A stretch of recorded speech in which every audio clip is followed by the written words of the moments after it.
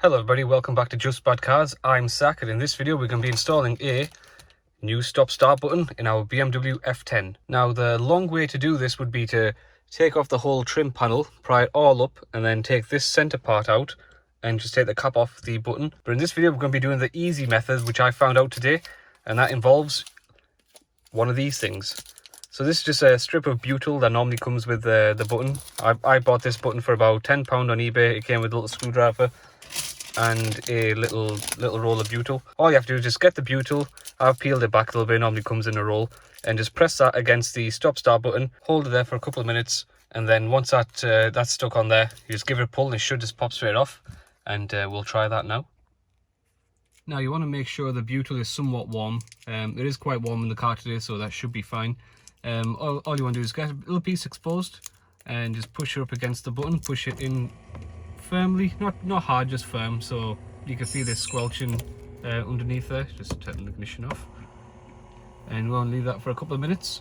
And this method does work with the 3 series, so the F33 series. This is an F10. It should work with the 1 series and pretty much any other BMW with that start button. But yeah, so that's stuck on now. All we're going to do is just grab that and give it a quick pull, and there you have it, the button's off.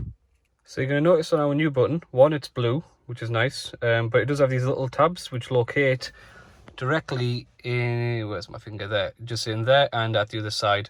So there is just one way this will go in. There's no chance of getting it like wonky or out of shape or whatever else, but it's just a simple case of lining the tabs up. Hard to do this with one hand, but there we are. And then just give it a, and there you have it.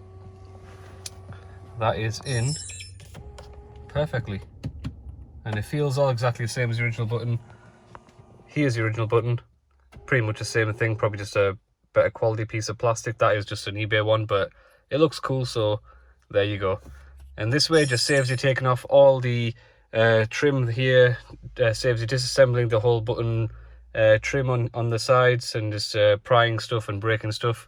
Simple case of just putting the butyl on and give it a good pull.